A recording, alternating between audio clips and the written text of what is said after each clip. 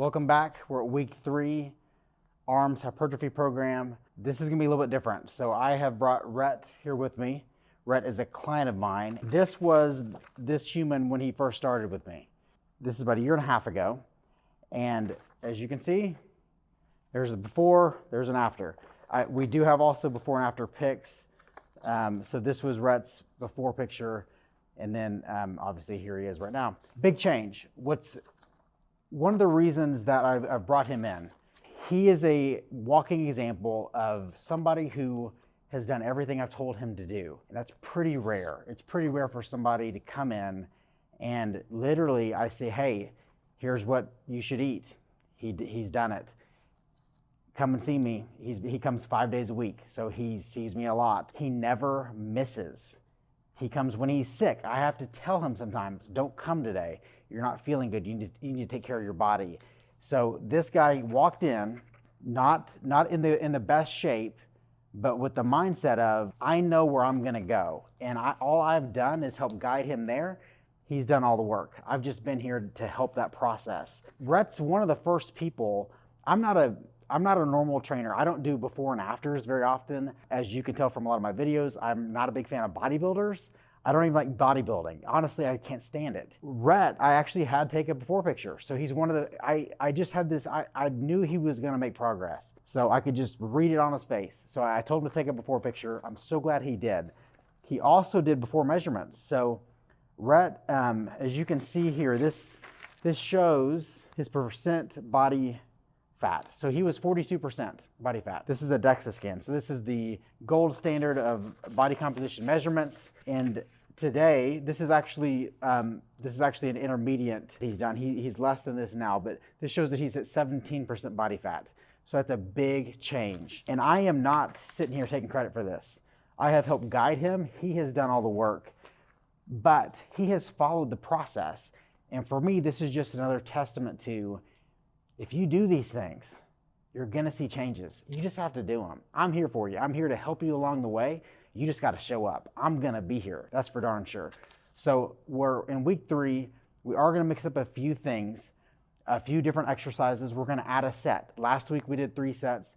This week we're gonna increase to 4. We're gonna still keep around a minute of time under tension. I am gonna manipulate that a little bit throughout the workout. This is one of the reasons why me training him is gonna work out a little bit different, because I get to be more myself, because it's hard to lift and try to train you. But now I can just train him and really focus on what I do best. So we're gonna go, the first exercise, which is gonna be dumbbell bicep curls. Last week we did barbell bicep curls. This week we're doing dumbbell bicep curls. Pretty similar. What I'm gonna have Rhett do is he's gonna stand with his feet hip width apart. And he's gonna take his hands and he's gonna turn them out holding dumbbells. Remember when you grabbed the barbell last week, I told you that you wanna grab the bar, what's called your carrying angle. And that's by you relaxing your arms, turning your hands out, grabbing the bar. We're gonna act as if Rhett is holding the barbell, but now we just have dumbbells in his hand. He's gonna turn his hands out, full supination, and he's gonna do a curl right from here. He's in that same athletic stance that we went over last week. He's got a soft bend in his knees. His feet are firmly planted on the ground. He's keeping a fixed elbow and he's curling that weight. Now, why do we not want to move your elbows as you do a curl? The reason is because once your elbows move, it changes the axis of rotation and that offloads your bicep. Whatever elbow position you choose, you want to maintain. You can take your elbows back, you can take your elbows forward. But whatever you pick, you want to keep it because the axis has to stay stationary. So if it moves, if he starts here, curls the weight, and then moves the elbow, offloads the bicep. Now, if he starts here, curls the weight, maintains that flex position, doesn't offload the bicep. It's all about keeping that position still, whatever you choose. And we're gonna alter that a little bit. So Rhett, let's go ahead and do a set. We're gonna go round 1. Bicep curls, dumbbells, let's grab 25s. We're going 1 minute, time under tension for the most part today. I'm gonna have Rhett fully supinate. So we're gonna build this thing from the ground up. He's got his feet hip width apart, his elbow's completely stationary, he's supinated. Now let's go 4-step rep. So I'm gonna start the time. Rhett's gonna tighten his bicep before he moves. He's gonna squeeze through the range, squeeze at the top. He's fighting that weight all the way back down. Money, perfect. Let's repeat that again. I want you to notice, look at his elbows. He is not moving his elbows. So Rhett has his elbows completely still. Form is perfect. 34 seconds. I can tell he's starting to get a little tired. Try to relax your neck as much as you can. There you go. Excellent. Let's pick up the tempo just a little bit. Really good. Squeeze here and then bring it right back down. Keeping that constant tension on the bicep. 18 seconds. Now let's just squeeze and hold.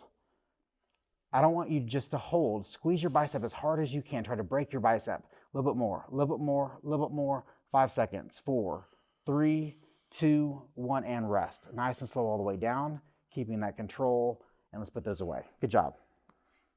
That was set number 1. That was really good. So one thing Rhett did a great job of was that he maintained his position as he got tired. And that's always our biggest rule, is that we're going to take you to your max fatigue point without breaking form. The key is it's not only time under tension, and it's not only effort, it's also biomechanics. It's maintaining form as you get towards failure. That's not easy. That's really hard. Exercise is hard. There's nothing about this process that's easy. If it is, then something needs to change. We have 20 seconds. Here's what we're going to do. Set number 2, I'm going to change one thing for Rhett. I'm going to have him pre-flex his shoulder. So he's going to start here. He's going to barely move his elbows forward.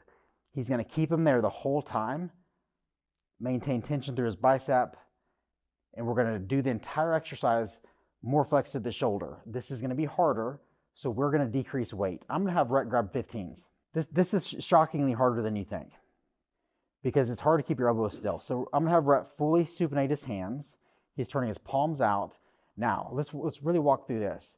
I want you to overflex your shoulders, so go a little bit higher than I would normally have you. So this is too much. This is going to be super hard to maintain. And with dumbbells, if you're not fixated here at the elbow, this is just not where I want you to be. So take your arms back a little bit more. So he's just slightly forward, barely forward at the elbow. Now let's go ahead and start. Tighten your bicep first. Don't forget, the key is that you're not going to move your elbows once you have that fixed position. Good. Try to maintain your palms fully supinated, palms out. Great job. Do not forget the 4-step rep. Step 1, you're tightening before you move. Step 2, squeezing through the range. Step 3, don't just hold, squeeze as hard as you can. A little bit more, a little bit more, a little bit more. And step 4 is you're going to fight that load all the way back to the starting position. Great job. Pause, tighten first. You got it. 18 seconds. Scale of 1 to 10. So he's at an 8. So this is not easy. You're doing a great job. 10 more seconds. Now pause here. Don't move. Now tighten your biceps so hard that you keep moving. There you go. Keep that engagement. Don't move your elbows. Keep squeezing, keep squeezing, keep squeezing as hard as you can and fight it all the way back down. Really, really good. That was an A+. Good set. What he did there, he made look pretty easy. It's not. Keeping your elbows still during that curl, it's uncomfortable, it sucks, but it is a way to challenge your bicep a little bit differently, and we're not here to be comfortable, we're here to make progress. So we have 45 seconds. Set 3, we're going to change things again. So now we're going to go one arm at a time. So what I'm going to have Rhett do is he's going to hold dumbbells, and we're going to go for 45 seconds with one arm, and then we're going to switch. Why are we doing this? So think about, so your mind, the more moving parts you have, the more your mind has to juggle and send energy, neurological energy. When you're moving one limb, your brain can send all of its motor units to one side. So this is just a way to recruit more motor units and maybe stimulate contraction a little bit differently. So you can either grab one dumbbell or 2. I don't care, whichever one is going to feel better, but we're going to go just one side at a time. Let's go 20s. So we're going to go left side first. Great. So this arm, his right side is going to stay completely still. I'm going to have Rhett keep his elbow right here. He's going to tighten his bicep before he moves. I'm going to start the time. We're going for 45 seconds. Left arm only. Great job. Really good. And one thing you're trying to do is you're trying to maintain that full supination, palm here the whole time. Great. See how Rhett's elbow left my hand? I want you to stay against my hand the whole time. So he offloaded his bicep there because this is obviously getting hard. There you go. Perfect.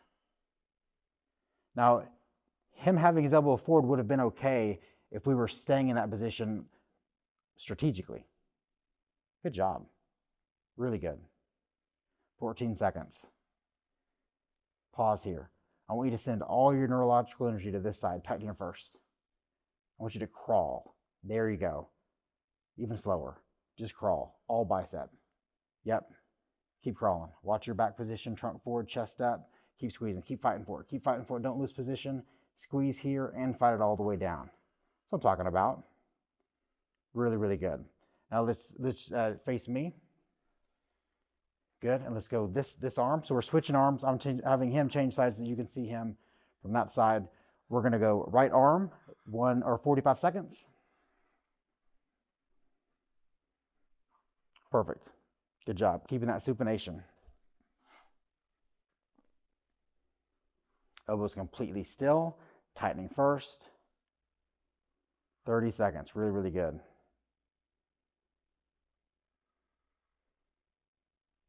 The weight in your hand does not determine the challenge. The amount of engagement that you put into each rep is what determines the challenge. Good job. 14 seconds. Pause here. Tighten first. I want you to crawl. There you go. Watch that elbow. Don't let it fall back. Squeezing at the top and fight it all the way back down. Good job. That is time. That's hard. So that was a good example of, you could see as he was doing that his mind-muscle connection was heightened. I can see it because I've done it so long, but you could just see it by literally the amount of engagement that he was moving through. And part of that, I think, is because we were going one side at a time. So he was able to shift all of his neurological energy to that side. Set 4, we're increasing the volume from last week. We did 3 sets. Set 4, we're going to go back to what we started with. We're going to go 2 dumbbells, neutral shoulder, but we're going to do a drop set. So we're going to start a little heavier, and we're going to drop the weight lighter as you fatigue. So we're going to choose a weight that you can maybe do like 3 reps with, so pretty heavy, maintain form, and then drop as you get tired throughout this minute. Rhett has 8 seconds. This is where all the fun is. Don't forget, as you get tired and as you progress through a set, that's where the magic is. You're building the whole time to get to this point, because it's at this point where you make the most progress. We're going to go, let's grab 40s. Let's see what happens here. I'm kind of guessing on this weight. We'll know. 1 minute, supinate, and minute has started. Yeah, I can tell this is hard. Good job. Let's try to get 2 or 3 reps. Good. I'm going to keep it at 2. His elbows are starting to fall back, so we're going to go down. Let's drop 10 pounds. Let's drop to 30s. So there's 2 different compensations that'll happen. Good job. One compensation is somebody will move their elbows forward as they get tired. The other compensation is they'll let their elbows fall back as they get tired. Both are way up when you drop again. Good job. Both are ways to offload the biceps. It's the body's natural compensation mechanism. Really good. We'll keep on rolling. You've only got 12 more seconds. Good job. Pause right here. Good. Tighten before you move. All bicep. There you go. Fight for it. 3 seconds. 2, 1, don't lose form. Just squeeze and hold. Just hold here. Keep squeezing. A little bit more, and then fight every inch all the way down. Good job. Excellent. That right there, what he did at the end of the set, I want you to take note of. Because what he did was, he was at a place. He's been with me for a while, so he knew if I keep going from here, I'm going to move my elbows forward. He automatically stopped, and he kept tension on his bicep to maintain position and to continue to maximally stimulate the tissues here. What most people will do is they'll move those elbows, and their bicep will lose contraction. He maintained the contraction, so he got less range but more activation. So it's not moving through the range, it's keeping the joints still that are supposed to stay still and moving the joints that are supposed to be moving. So That's bicep curls, dumbbells today. We're gonna move on to our next exercise. We're gonna go to a shoulder flex position, preacher curls. I'm gonna show you how to set it up.